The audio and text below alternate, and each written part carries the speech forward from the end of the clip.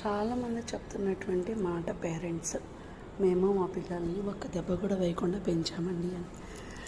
మీ అమ్మ మిమ్మల్ని కొట్టకుండా పెంచినప్పటికీ కూడా మీరు వాళ్ళ చూపులతోనూ వాళ్ళ మాటలతోనూ భయపడి పెరిగారు. కానీ ఇప్పటి పిల్లలకి మంచేదో చెడేదో మనం చెప్పకపోతే వాళ్ళకి ఎలా తెలుస్తుంది? ఊరికే మాటకి నేను కొట్టకుండా పెంచాను అని గొప్పగా చెప్తూ ఉంటారు.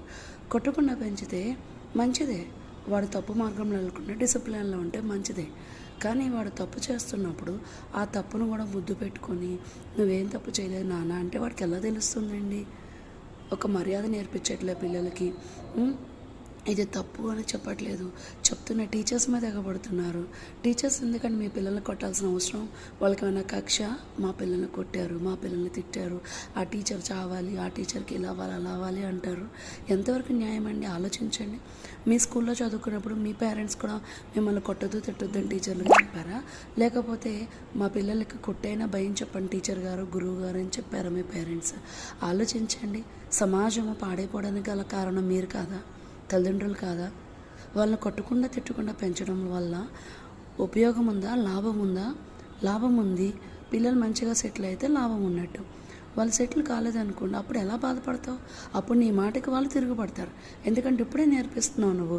ఎవతిరా టీచరు, ఎవడరా సారు, ఎవడరా వాడు, నేను వస్తున్నాను కదా, నా పిల్లల్ని ఒక దెబ్బ వేయకుండా పెంచాను నువ్వు. పిల్లల ముందు టీచర్స్ని కించపరిచి మాట్లాడినప్పుడు వాళ్ళు ఎలా నేర్చుకుంటారండి? భయాన్ని, భక్తిని. గురువు దగ్గరే కదా అన్నీ నేర్చుకోవాల్సింది. మీరంతా చెప్పినా గురువు అనే గౌరవాన్ని తల్లిదండ్రులు నేర్పిస్తే పిల్లలు చక్కగా నేర్చుకుని గురువుగారు చెప్పింది ప్రతిదీ తూచా తప్పకుండా పాటిస్తారు.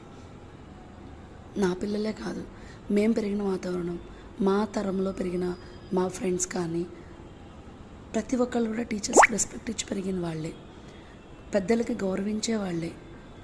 కానీ ఇప్పుడున్న పిల్లలు అలా లేరు.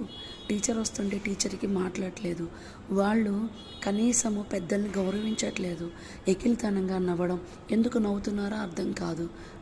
ఒక టీచర్ చెప్తున్నప్పుడు వినడం చేత కాదు, పెద్దవాళ్ళు చెప్తున్నప్పుడు మాట ఆలకించడం చేత కాదు. ఎవరైనా వేరే పిల్లలు చెడిపోవాలని కోరుకోరు కదండి. అందరినీ సమాజంలో మంచి మార్గంలో పెట్టాలనే చూస్తారు. కాబట్టి మీరు మీ పిల్లలకి ఇప్పటి నుంచైనా మించిపోయింది లేదు, తెలియపరచండి. వాళ్ళకి తప్పేదో మంచేదో మీరు చెప్పకపోతే వాళ్ళు ఎలా తెలుసుకుంటారు? ఒకవేళ మీరు అలాగే తప్పును ఖండించకుండా పెంచుతున్నట్లయితే, అమర్యాదగా పెంచుతున్నట్లయితే, ఇప్పుడు వేరే వాళ్ళ మీద తిరగబడిన వాళ్ళు రేపు మీ మీద తిరగబడరు అనే గ్యారంటీ లేదు. కాబట్టి ఇప్పటికైనా కళ్ళు తెరుచుకొని మేల్కొని మీ పిల్లలకి మంచేదో చెడేదో అవసరమైనప్పుడు 2 దెబ్బలు వేసి, అవసరమైనప్పుడు 4 తిట్లు తిట్టి క్రమశిక్షణలో పెట్టండి. తప్పేం లేదు.